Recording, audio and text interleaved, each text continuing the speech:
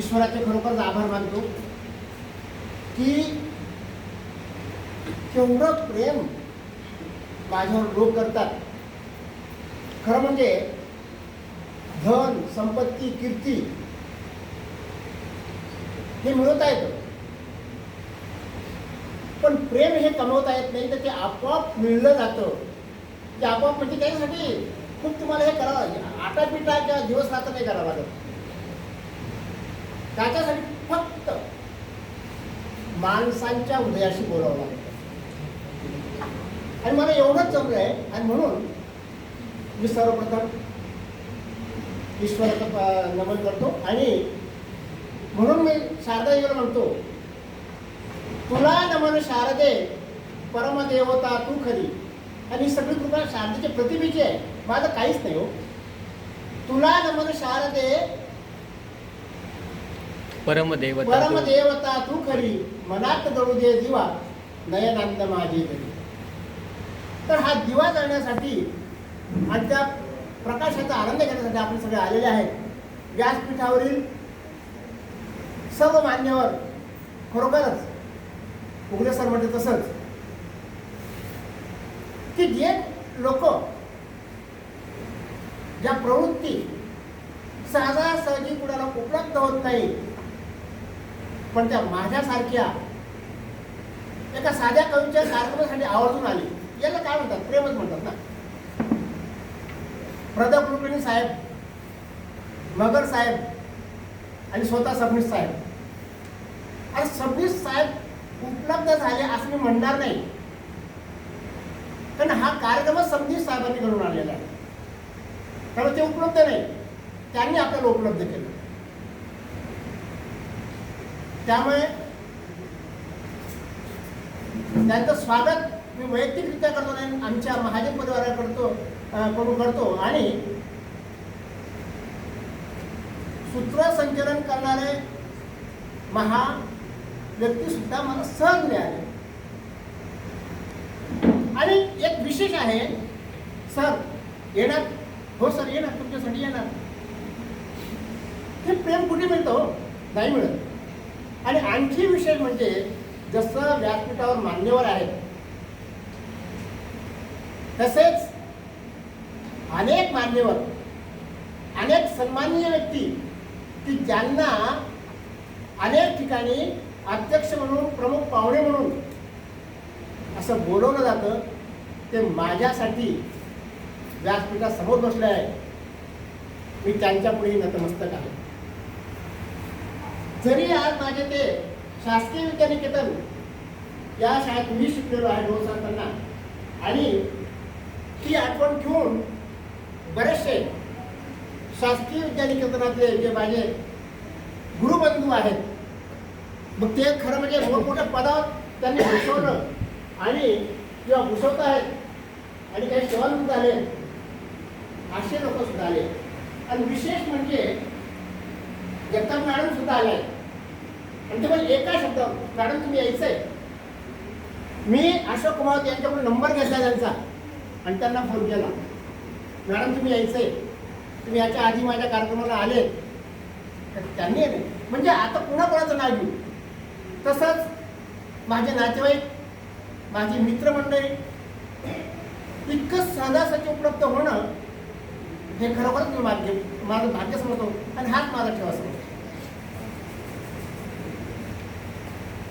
खरं म्हणजे मी जास्त बोलणार नाहीये, पुस्तकाविषयी तर फारच बोलणार, अजिबात बोलणार नाही. कारण आतापर्यंत तुम्ही ज्या 5 कविता ऐकल्या,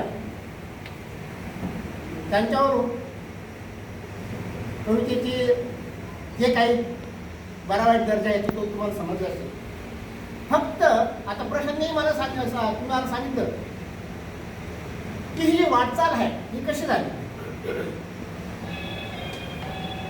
थोडं सरांनी सांगितलं की मी 12 वर्षांचा झालो आणि त्याच्या आधी मी शासकीय विद्यानिकेतनाचा विद्यार्थी होतो.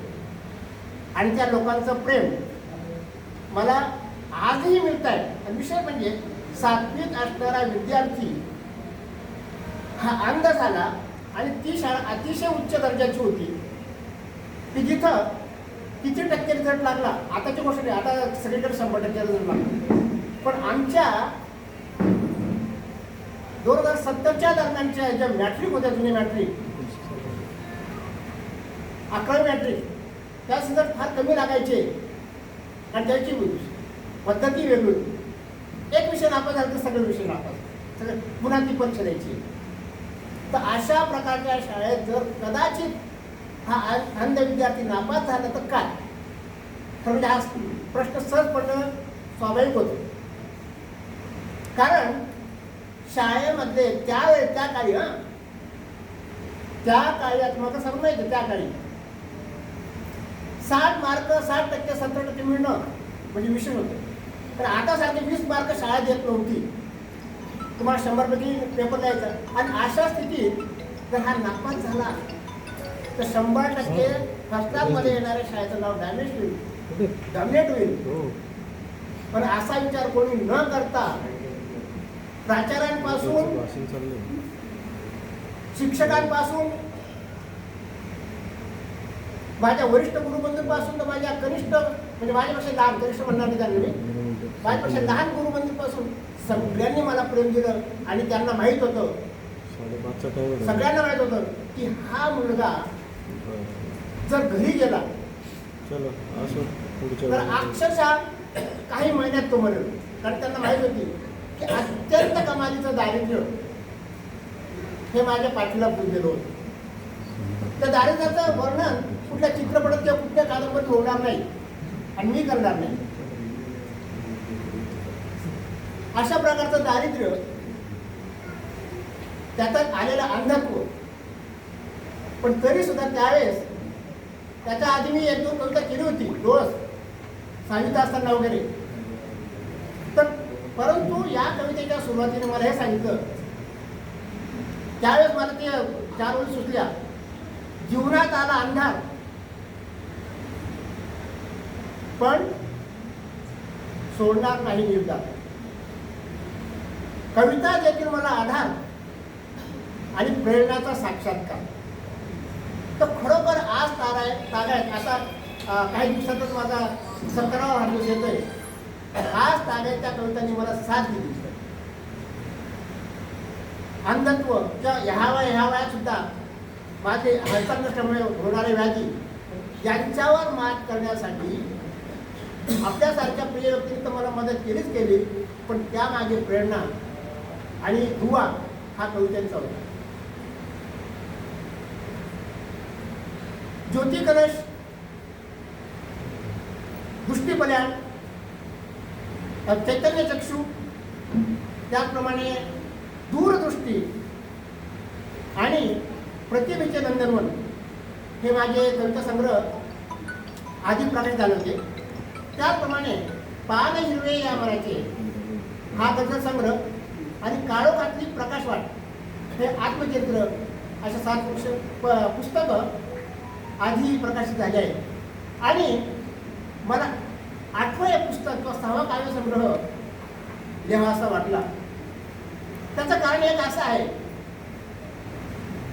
निसर्ग कविता आहेत, प्रेम कविता आहेत, भक्तिगीतं आहेत, देशभक्तीपर गीतं आहेत. पण मला असं वाटलं की हे वय आणि हे तो मिळलेल्या प्रतिभेचा ठेवाय हा जर परिपक्व करायचा असेल तर तू लेपचंदनाचा झाला पाहिजे. कारण ज्यावेळेस माणूस खूप विचार करतो त्यावेळेस एकच करतो, तो स्वतःचं दुःख विसरतो आणि जगाचं दुःख त्याला सतावतो, त्याला गप्प बसून येत नाही. ते दुःख कमी करण्यासाठी तो धडपडतो.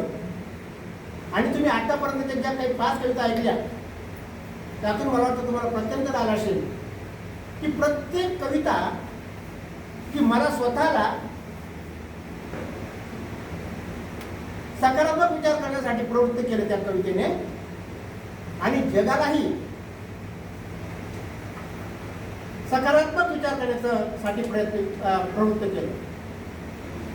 आणि त्या प्रेरणेतून मला हा काव्यसंग्रह काढावासा वाटला. आणि म्हणून खरंच मला नवं वाटतं की माझ्या नाशिक कवीचं या नाशिक कवी संस्थेचं आणि पूर्णच नाशिकमधील कवींचं इतकं भरभरून प्रेम मिळालं मला. मी जेव्हा 2014 साली अधीक्षक पदावरून सेवानिवृत्त झालो तेव्हा मी परत नाशिकला, कारण पुण्याला मी सेवानिवृत्त झालो सिंधुदुर्ग जिल्ह्यात. तर थोडक्यात मला सुरुवातीला वाटलं की आता काय करू, नोकरी उत्पन्न झालं आता काय. परंतु ही कवितेची शिदोरी मला वेगवेगळ्या मंडळांपर्यंत नेलं. त्याच्यात नाशिक कवी मंडळ होतं, काव्यमंच मंडळ होतं, कविकट्टा मंडळ होतं, त्यावेळेस किशोर पाटलांचं संवाद मंडळ होतं आणि वाटपाड्याचं एक काव्य मंडळ होतं. त्या 5ही काव्य मंडळांना मला बोलवलं जायचं. मला वाटतं सोनवणे सर आलेत ना, अरुण सोनवणे सर. तर हे त्या गोष्टीला साक्षीदार आहेत. सगळीकडे मी जायचो, माझी पत्नी, कधी कधी माझा मुलगा हे मला तिथं न्यायचे आणि प्रत्येक महिन्यामध्ये 5 कार्यक्रम व्हायचेच 5ही मंडळाचे. मी सगळीकडे जायचो. आणि विशेष म्हणजे मला सांगायचं आहे की ह्या लोकांनी एवढं मला प्रतिक, आणि खरंच सांगतो कुठेही माझं अंधत्व भासू दिलं नाही. आपलं पोते सर होतं माहिती तुम्हाला, भीमराव पोते. हां, ते हे सोनवणे सर हे तर माझ्या आजूबाजूला राहायचे. प्रत्येक पायरी सांगितली सर, पायरी जरी मी होती बरोबर तरी पायरी सर. तिकडे सगळा सन्मान. अरे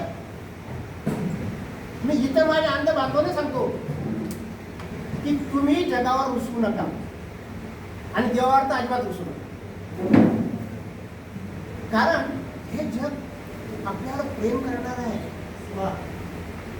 तुम्हाला फक्त ते प्रेम कळलं पाहिजे आणि त्यांच्याकडून प्रेम कसं मिळवायचं, ते भिकाऱ्यासारखं नाही मिळवायचं, ते मित्रासारखं मागायचं, ते भावासारखं मागायचं, ते मिळतो. आणि अशा प्रकारे हा जो मी अगदी थोडक्यात बोलतो, मला बगर साहेबांचं भाषण ऐकायचं आहे आणि विशेष म्हणजे प्रदा कुलकर्णी सरांचं मी पहिल्यांदाच भाषण ऐकणार आहे. एवढा मोठी होती, त्यामुळे मी अगदी आटोपते घेतोय आता. तर अशा प्रकारे हा जो मी लेप चंदनाचा हा जो काव्यसंग्रह आहे याच्याविषयी मला सांगावं असं वाटलं. आता मी फक्त एकच कविता सादर करणार आहे, कारण झाल्या 5 कविता सादर झालेल्या आहेत. तर कवितेचं नाव आहे प्रेम कर. सगळ्या सकारात्मक कविता ह्या काव्यसंग्रहामध्ये भक्तिगीत असो किंवा अष्टाक्षरी पण आहे. मला वाटतं पहिले अष्टाक्षरीचं आहे. सगळ्या प्रकारच्या कविता आहेत. आणि सरांनी सांगितल्याप्रमाणे ठोंबरे सरांनी सांगितल्याप्रमाणे अभंगापासून तर लावणीपर्यंत गौरवणी सगळ्या उत्तरांचा मी अभ्यास केला आहे, करण्याचा प्रयत्न केला आहे. तर मी आता कविता सादर करतोय. रान करते हे सुगंधी, त्या फुलावर प्रेम कर. देवप्रिया उत्तर. रान करते जे सुगंधी, त्या फुलावर प्रेम कर. प्रेम निर्मळ वाटणाऱ्या माणसावर प्रेम कर. तुम्ही सगळे निर्मळ प्रेम वाटणारे माणसं आहात माझ्यासाठी. रान करते जे सुगंधी, त्या फुलावर प्रेम कर. प्रेम निर्मळ वाटणाऱ्या माणसावर प्रेम कर. बालरवी पूर्वेसे येता, दिव्य ऊर्जा लाभते. बालरवी पूर्वेसे येता, दिव्य ऊर्जा लाभते. कोवळ्या किरणात त्याच्या विश्व सारे जागते. हे जागणारी किरण पाहिजे, झोपवणारी नाही, जागणारी किरण पाहिजे. जगाला जागवा, ते वेगवेगळ्या प्रकारे जागवा. खरोखर काही लोक वेगळ्या झोपेत येतात, त्यांना प्रेम दिसलंच नाही. कोवळ्या किरणात त्याच्या विश्व साऱ्या जागते. देह मी तेजाळणाऱ्या भास्करावर प्रेम कर. प्रेम निर्मळ वाटणाऱ्या माणसावर प्रेम कर. जागल्या वेली तरुवन हे चराचर जागले. जागल्या वेली तरुवन हे चराचर जागले. पंख पसरत सर्व पक्षी अंबरी झेपावले. सगळे चेतनाने प्रेरणा देणारे आहेत. जागल्या वेली तरुवन हे चराचर जागले, पंख पसरत सर्व पक्षी अंबरी झेपावले. दिन उगवता माणसाच्या राबण्यावर प्रेम कर. राबलं पाहिजे, कष्ट केलं पाहिजे. दिन उगवता माणसाच्या राबण्यावर प्रेम कर, प्रेम निर्मळ वाटणाऱ्या माणसावर प्रेम कर. दिव्य माया माऊलीची अंधरीची ही पहा. माऊली आणि धरा मायबापाला नीट करणार आहे. उगले सर झाले, इंगले सर झाले. दिव्य माया माऊलीची अंधरीची ही पहा. त्याचप्रमाणे भव्यता बापातली आणि सागराची ही पहा. दिव्य माया माऊलीची आणि धरेची ही पहा. भव्यता बापातली आणि सागराची ही पहा. कसे ते रान हिरवे ठेवणाऱ्या पावसावर प्रेम कर. रान हिरवे ठेवणाऱ्या पावसावर प्रेम कर, प्रेम निर्मळ वाटणाऱ्या माणसावर प्रेम कर. सर्व व्यापक अंबराचा या जगाला आसरा. तुम्ही जर व्यापक झाला तर काय होतं? सर्व व्यापक अंबराचा या जगाला आसरा लाभतो वर, त्याच रात्री चंद्र ताऱ्यांचा करा. रात्री अंधाराती त्या भव्य दिव्य माणसाला, व्यापक माणसाला चंद्र तारे लाभतात. तसे मला तुम्ही चंद्र तारे लाभलेले आहेत. सर्व व्यापक अंबराचा या जगाला आसरा लाभतो वर, त्याच रात्री चंद्र ताऱ्यांचा खरा. प्रेम शांती पेरणाऱ्या, प्रेम शांती पेरणाऱ्या चांदण्यावर प्रेम कर, प्रेम निर्मळ वाटणाऱ्या माणसावर प्रेम कर. रान करते ये सुगंधी त्या फुलावर प्रेम कर, प्रेम निर्मळ वाटणाऱ्या माणसावर प्रेम कर, माणसावर प्रेम कर.